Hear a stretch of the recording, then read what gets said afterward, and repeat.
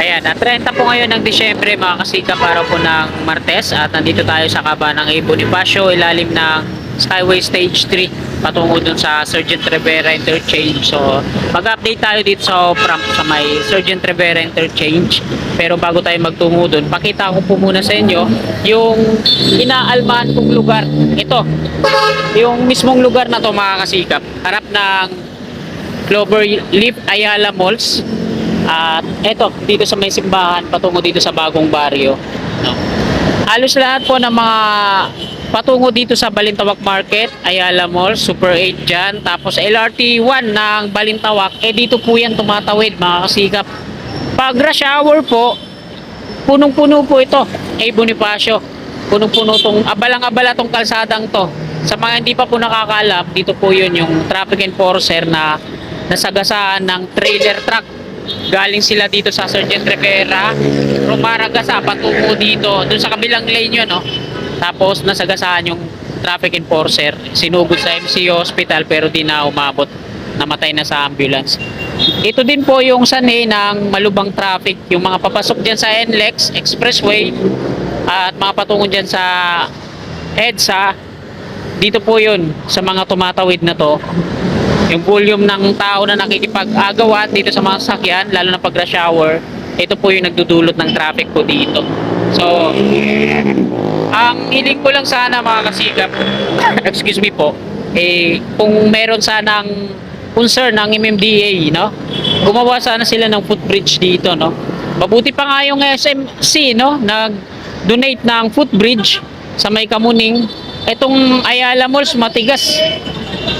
Cloverleaf Ayala Malls, Super 8, tapos yung Balintawak Market, LRT 1. Ayan, matitigas sila, no? Kung ako lang yung mayaman, patatayuan ko ng footbridge to dito nang hindi kayo gumagastos yung gobyerno. Hindi kaya ng MMDA. Alam naman natin yung lagay ng gobyerno ngayon, puro nakawan yung sa kaba ng bayan, kaya malabong magkaroon ng footbridge to dito ng gobyerno ang nagpapatayo. Kaya sana Ayala Malls, patungo naman yan dyan sa negosyo nyo, magpusa na kayo, mag-donate na kayo, buti pa yung SMC. Sinimulan ko to, walang naniniwala sa paligid ko. Ano? Mga kasikap, sa tutulang, kung isang big time vlogger lang ako at kumikita ng malaki-laki, kaya ko sanang mag-donate dito ng footbridge na matatawiran ng mga kababayan natin para maging safety lang sila. Kaso, ayan, hirap na tayo maka 1K views. Hanggang pangarap na lang tayo. Mga politiko na nagbobonus ng 2 million. Yan yung sinabi ni ano ngayon, ni Lebeste, no? Yung bonus ng mga congressman, 2 million. Tapos may another 1.5 million pa. Grabe, no? Kapan ng bayan yan, tax ng mga tao. Sila-sila lang yung nabubuhay. Grabe itong gobyerno natin. Talang daming mga kagaya dyan. Nire-request ko sana na matayuan ng footbridge yan, tawiran ng mga tao na hindi nakagagambala dito sa mga sasakyan para, alam nyo pag rush hour na ganitong hindi walang day holiday, abot yan hanggang dun sa Chinese General Hospital yung traffic dito sa kabila. Dahil nga dun sa maya-maya tumatawid, maya-maya may hindi ito yung footbridge na to dito sa may 11th Avenue, bibira lang yung tumatawid dito patungo dito sa kabila, pero tingnan nyo naman, ginawa ng footbridge yan. Samantala yung dun na talagang main tawiran patungong LRT, patungong Balintawak Market, Super 8, di magawan-gawan, no?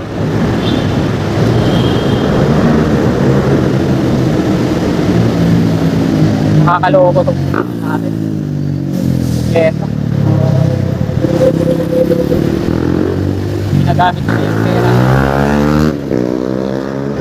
Ginagamit nila yung pera ng taong bayan para lang sa mga pansarili nilang pakinabang, mga politiko. Kaya pala nagkukumahog yung mga yan magsitakbuhan pag eleksyon, eh.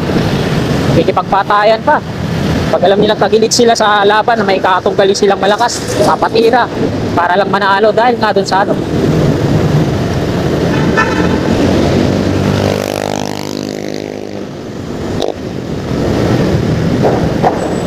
Abot po tayo. Bonifacio to mga kababayan. So ang gagawin natin, kakanan muna tayo dito patungong City Road. Ayan, dito yan sa kabila, yung off-ramp. ikutan natin. Ito yung viaduct na patungo dito sa ano, off-ramp yung galing NLEX. Off-ramp to, no? Yung nandito yung viaduct sa taas. Two-way yan sa taas. Kanan muna tayo dito. Sergeant Rivera Interchange. Nagsasaka to dito. Kasi ito yung mga bakante dito, patungo ng Salix yan. Extension. Ito yung off-ramp. Ito sa kaliwa natin. C3 road to, Caloocan.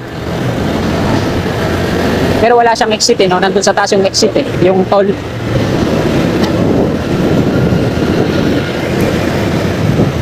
Dito tayo mag-U-turn sa may on-ramp. Dito sa harap ng La Loma Crematorium.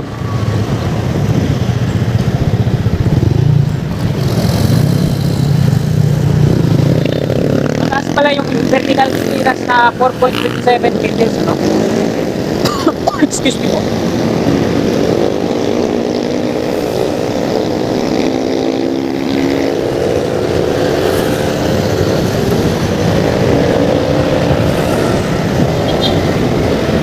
Ayan, nakasigat dito tayo mag-U-turn. May mga pakanan dyan, pasok yan dito sa bagong City Hall ng Caloocan. Fifth Avenue sa unahan. At ito na, ayun yung La Loma Crematorium.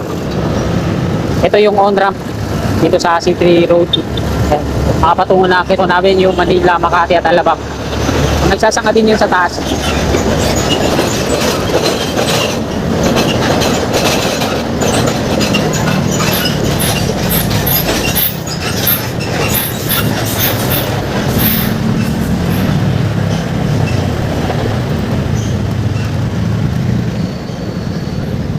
Ayan, yung bakanting viaduct dyan sa unahan.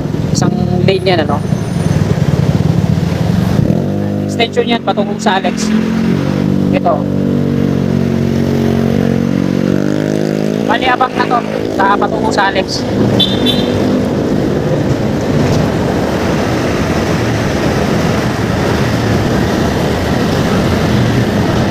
Kaya may isa pa ditong footbridge na pinatayo nila, no? Ano ba yun? Ay, nadaanan na yata natin dito sa likod.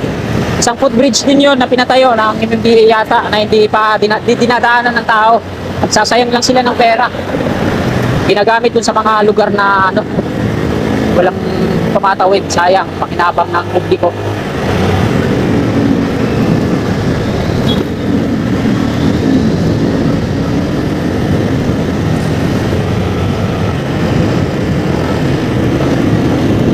Ayan yung patungong Balintawak. Section ano to dito? 4. Mula Cloverleaf patungo dito, section 4 yan. Skyway Stage 3. Yung section 5 mula dun sa Cloverleaf patungong NLEX Footbridge yung dulo. So dito na tayo mag-U-turn mga kasikap.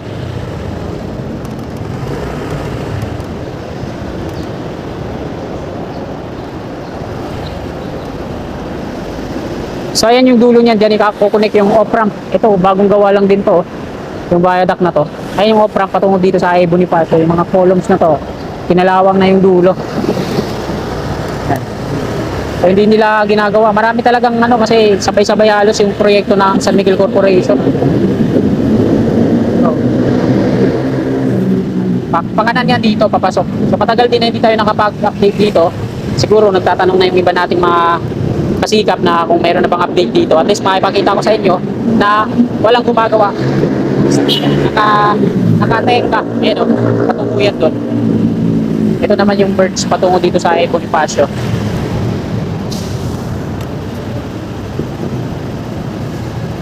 Ayan, yung loob niyan.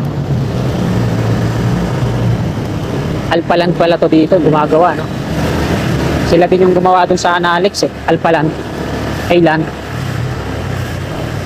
Tapos dito naman sa kaliwa, ito yung mga nakatambak dito, no? Yung mga rubberized na parang full bird. Ang dami, oh. Saka mga sheet pile. Takot yung mga aso. May nakatira din pala dyan sa loob. Gumawa pa ng papag.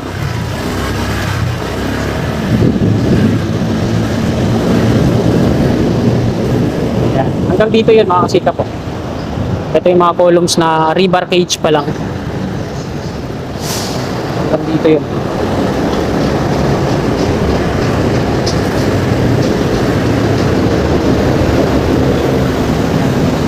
ito yung dulo niya. Sa may bakod na to. Hanggang dun sa unahan.